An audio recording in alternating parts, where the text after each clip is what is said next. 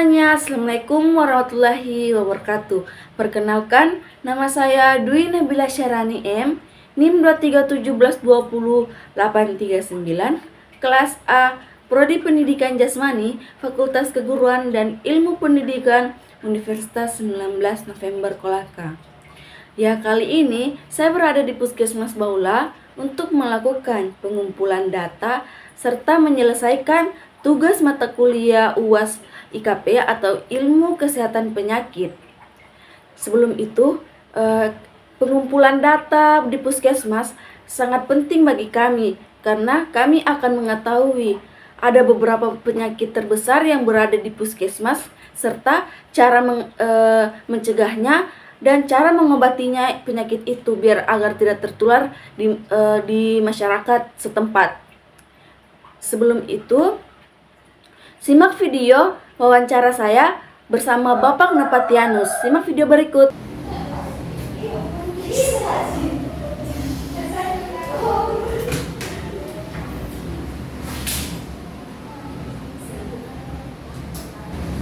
Permisi Pak. Ya. Selamat siang. Selamat siang. Ada yang bisa saya bantu? Perkenalkan, saya dari mahasiswa Universitas 19 November Kolaka. Nama saya Dwi Nabila Syarani M, program studi pendidikan jasmani. Di sini saya ingin menganalisis jenis-jenis penyakit di Puskesmas Baula ini. Menganalisis ya. Ya, Kalau sekarang ini mungkin tidak sempat menganalisis, tapi mengumpulkan data dulu. Nanti pulang datanya dianalisis, Pak. Ya Pak, siap. Dan analisis itu panjang kali lebar kali tinggi. Oke, lanjut. Kalau boleh tahu nama Bapak siapa? Oh iya. Perkenalkan saya Nepatianus. Tadi ada temannya datang. Tapi pimpinan juga sudah mengarahkan supaya ya beliau mendelegasikan untuk saya temui adik-adik mahasiswa. Baik Pak. Kalau boleh tahu jabatan Bapak di Puskesmas ini sebagai apa? Ya, kebetulan tupoksi saya adalah sebagai perawat. Ya. Kemudian tugas tambahan saya koordinator pencatatan dan pelaporan Puskesmas Baula. Kalau selama Bapak mengabdi di Puskesmas ini selama berapa tahun? Kalau di Baula baru menjelang 2 tahun. Saya pindah dari Kolting. Ya. Baik, di sini saya ingin bertanya Pak tentang penyakit apa yang paling banyak di Puskesmas Baula ini? Kalau yang paling banyak dari catatan kami sini dari laporan per April bulan kemarin, karena laporan bulan Mei ini belum direkap ya di bulan ini. Yang terbanyak itu penyakit diare. Penyakit ISPA. Ya. Selain itu ada lagi Pak, selain penyakit ISPA itu? Ya. Jadi setiap bulannya kami punya laporan namanya LB1. Itu mencatat 10 besar penyakit. 10 besar penyakit. Yang pertama tadi itu ISPA, yang kedua hipertensi, yang ketiga penyakit kulit dan jaringan subkutan, yang keempat gastritis, yang kelima diare dan penyakit usus lainnya, yang keenam artritis, yang ketujuh kecelakaan, yang kedelapan diabetes, yang kesembilan infeksi saluran pernapasan bawah, dan yang ke-10 penyakit mata konjungtivitis. Jadi itu 10 besar penyakit untuk bulan April kemarin. Baik, di sini saya sudah bertanya dengan Bapak tentang penyakit ISPA itu yang paling terbanyak di Puskesmas Baula ini ya Pak. Ya. Terus menurut Bapak faktor apa utama yang menyebabkan penyakit ISPA ini? Penyebab utama penyakit ISPA ya. Jadi saya jelaskan dulu, ISPA itu infeksi saluran pernapasan akut. Ketika ada infeksi maka tentu penyebabnya itu hal yang menyebabkan infeksi yang nomor satu atau penyebab utama adalah mikroorganisme atau kuman penyakit ya. Kuman yang masuk di dalam saluran napas kita dan mengakibatkan terjadinya infeksi. Itu penyebab utama. Ada banyak kuman-kuman, tapi yang sering itu menimbulkan penyakit ISPA adalah virus dan bakteri. Jenisnya juga ada banyak. Tapi yang penting penyebab utamanya adalah virus dan bakteri. Virus dan bakteri. Iya. Mungkin karena terutama di Pemalang ini terlalu banyak tambang, mungkin karena faktor polusi juga bisa terjadi ya Pak? Itu apa ya? Dia itu kalau penyebab utama tadi kan virus. Kalau dia itu namanya predisposisi, faktor penunjang. Jadi polusi udara, lingkungan kita apa segala macam itu faktor penunjang sehingga bisa memungkinkan terjadinya infeksi saluran pernapasan akut. Baik Pak. Terus di sini tentang bagaimana cara untuk mengatasi ISPA itu biar tidak terjadi menular ke tetangga-tetangga atau masyarakat. Di Puskesmas Baula itu langkah-langkah penanganannya itu memang sudah berjalan simultan karena penyakit ini memang sudah sering kita dapatkan. Jadi langkah-langkah yang sering dilakukan itu ada dua macam. Yang pertama intervensi di dalam gedung dan yang kedua di luar gedung. Kalau di dalam gedung pasien datang, ketemu dokter, berobat, dikasih obat, lalu pulang. Di luar gedungnya ada petugas kami, programmer namanya, programmer ISPA, khusus ISPA, itu akan mengunjungi pasien-pasien yang menderita ISPA itu untuk memantau obatnya, termasuk di dalam melakukan survei-survei. Jadi tindakan-tindakan atau penanganan kami ini bahkan dimulai dari usia dini itu kita sudah berikan vaksinasi bertujuan untuk bagaimana ya mencegah penyakit ISPA itu ya. Kemudian ada juga kerjasama dengan pihak-pihak lain termasuk sekolah, dilakukan pembinaan di sekolah atau segala macam. Baiklah, apakah ada program khusus seperti penyuluhan atau imunisasi atau pemeriksaan rutin kepada masyarakat? Ya, jadi itu tadi yang saya sampaikan bahwa vaksinasi pun sudah ada ya. Untuk vaksinasi penyakit ISPA ini biasanya kita berikan yang namanya PCV, ada HIP, Haemophilus influenza B, kemudian selain vaksinasi juga ada pemantauan dan tindak lanjut penyakit menular, termasuk yang berhubungan dengan penyebab penunjang itu misalnya merokok ya. Kita ada juga programnya itu pemantauan misalnya layanan upaya berhenti merokok, berikut dengan follow up-nya, survei-surveinya, penyuluhan, screening, pemeriksaan kesehatan yang ada di sekolah, pembinaan UKS-nya di sekolah, termasuk kunjungan rumah untuk melihat masalah status gizi. Baik. Apakah ada kaitannya dengan gaya hidup dari kebersihan lingkungan atau pola makan dari anak-anak serta orang tua? Kalau dampak langsungnya itu kayaknya di faktor lingkungan ya, misalkan lingkungan itu berdampak langsung. Kalau polusinya, kotor udara itu besar kemungkinan kita akan terkena penyakit ISPA. Itu yang berdampak langsung. Tapi ada juga istilahnya dampaknya mungkin tidak langsung ya. Contoh misalnya yang dibilang tadi apa? Pola makan ya. Pola makan. Ya jelas lah kalau orangnya malas makan, apa segala macam, bagaimana mau punya daya tahan tubuh yang bagus kan? Nah itu berfungsi untuk melawan bakteri dan virus yang menyerang itu. Bagaimana respon masyarakat terhadap saran atau penyuluhan dari tenaga kesehatan dari Puskesmas Baula ini? Itu juga tergantung tipe masyarakatnya ya. Kalau kita berada di komunitas masyarakat yang istilahnya punya pendidikan yang bagus, ya mereka responnya bagus. Karena tingkat intelektualnya mereka memang sudah tinggi dibanding misalnya dengan, mohon maaf ya, yang masih rendah sekolahnya, ya, mereka kan cuek-cuek saja begituan. Tinggal bagaimana nanti ketika dia misalnya sakit, baru biasanya di situ baru bisa kita masuk untuk memberikan health education ya. Menurut Bapak, apakah masyarakat sudah cukup sadar akan pentingnya pemeriksaan kesehatan rutin ini? Kesadaran masyarakat salah satunya itu tadi yang saya bilang berpengaruh dari tingkat pengetahuan. Ketika tingkat pengetahuannya bagus, maka kesadaran itu akan bagus. Tetapi disitulah tantangannya puskesmas ya. Meskipun misalnya masyarakat kita mungkin ada yang masih rendah pendidikannya, tetapi dengan perubahan pendekatan perilaku yang lain, mudah-mudahan kita bisa merubah kesadaran masyarakat itu dari yang cuek-cuek saja, yang minimal lah dia bisa mengerti tentang pola hidup sehat.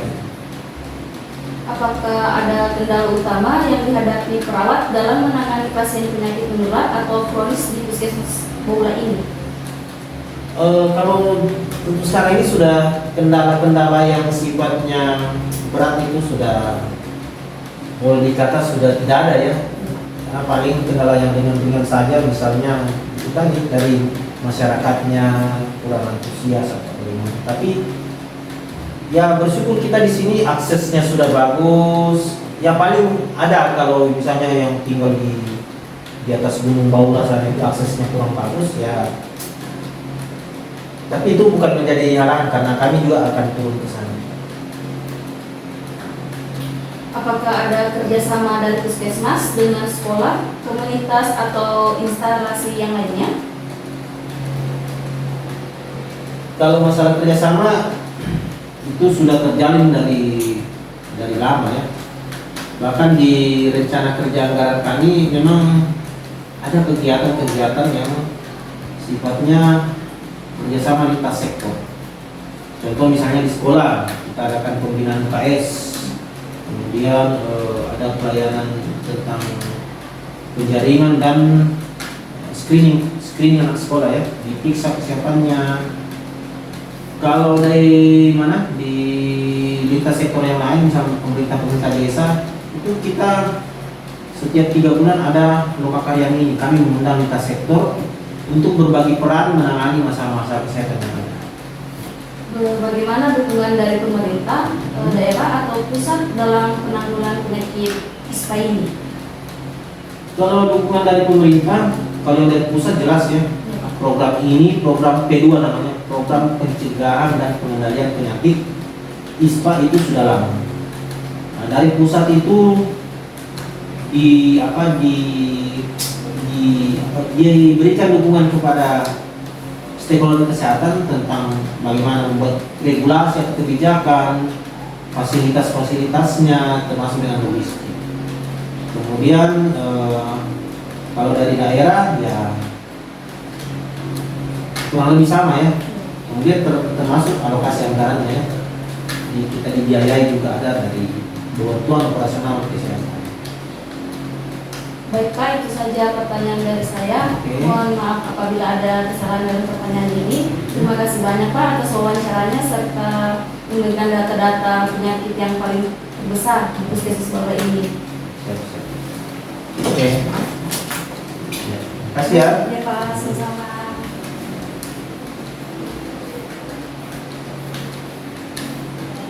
Baiklah, setelah saya melakukan wawancara di Puskesmas Baula yang dibantu oleh Bapak Nopatianus, saya mendapatkan ada beberapa data tentang penyakit yang di Puskesmas Baula ini yang sering ditangani, serta cara mencegahnya dan cara mengobati penyakit itu, ISPA atau infeksi saluran pernafasan akut. Yang kedua itu penyakit hipertensi. Yang ketiga, simak video penjelasan saya tentang beberapa penyakit tersebut. Baiklah, di sini saya akan menjelaskan tentang pengertian ISPA, cara menanganinya, apa penyebab ISPA, dan cara mengobati penyakit ISPA itu. Sebelum masuk pada video penjelasannya, tahukah Anda tentang ISPA? ISPA adalah infeksi saluran pernafasan akut, di mana kondisi ini dapat terjadi pada beberapa organ pernafasan seperti sinus, faring, laring, hingga hidung. Contoh ISPA ini umumnya adalah flu dan influenza. Pada tahun 2021 di mana maraknya terjadi COVID-19 itu termasuk golongan ISPA karena dia menyerang saluran pernafasan bawah atau pernafasan atas yang virus memasuki. Apa penyebab dari ISPA itu? Kondisi ini disebabkan oleh adanya infeksi virus atau bakteri pada saluran pernapasan, baik pernafasan atas maupun pernafasan bawah dapat terserang infeksi. Namun paling sering terjadi yaitu pada saluran pernafasan bawah. Bagaimana cara menangani ISPA ini? ISPA ini dapat disebabkan virus adanya dan akan sembuh pada 1 atau 2 minggu. Diperlukan pengobatan yang intensif kecuali dokter menemukan identifikasi penyakit berbahaya. Ada beberapa cara untuk penanganan ISPA. Yang pertama itu mengkonsumsi obat-obatan demam, nyeri pada tubuh. Yang kedua itu mengkonsumsi obat batuk. Yang ketiga itu mengkonsumsi obat untuk penanganan atau pengembangan saluran pernafasan. Yang keempat itu istirahat dengan cukup serta memperbanyak minum air putih. Yang kelima itu tidur dengan posisi kepala lebih tinggi untuk melancarkan pernafasan. Cara mencegah penyakit ISPA ini, keberadaan virus atau bakteri memang tidak bisa kita tebak, tetapi ada beberapa cara untuk mencegah adanya penyakit ISPA ini. Yang pertama itu sering-seringlah mencuci tangan jika sudah beraktivitas dari luar. Yang kedua itu menghindari kebiasaan merokok. Yang ketiga itu banyak mengkonsumsi makanan yang mengandung serat. Yang keempat itu mengkonsumsi vitamin untuk menambahkan kekebalan tubuh atau imun tubuh. Yang kelima itu olahraga secara teratur minimal 150 menit per minggu atau untuk olahraga ringan. Penyakit selanjutnya yaitu hipertensi. Tahukah teman-teman sekalian tentang hipertensi? Pada kondisi normal, tekanan darah orang dewasa yaitu 120 atau 80 mHg. Artinya tekanan sistoliknya adalah 120 mHg dan diastoliknya 80 mHg. Tekanan darah tinggi yang terjadi terus-menerus dapat membuat jantung bekerja lebih keras untuk memompa darah ke seluruh tubuh. Kondisi ini lama-kelamaan bisa membuat jantung membesar atau membengkak, merusak pembuluh darah, dan membuat ginjal tidak bisa bekerja dengan baik. Oleh karena itu, hipertensi perlu segera kita tangani. Setelah tekanan darah kembali normal, pun perlu terus-menerus melakukan pemantauan dan bahkan penggunaan obatan rutin agar tekanan hipertensi ini selalu terkontrol atau darah kita selalu terkontrol. Apa penyebab dari hipertensi? Penyebab hipertensi yaitu bermacam-macam. Bisa juga kita tidak ketahui hipertensi ini mungkin entah itu kapan datangnya. Hipertensi juga bisa dipicu oleh emosi. Contohnya paling sering ditemukan adalah hipertensi jasa putih atau white coat hypertensi, yaitu hipertensi yang disebabkan oleh rasa takut atau cemas sesaat menjalani kesehatan. Bagaimana cara pengobatan hipertensi?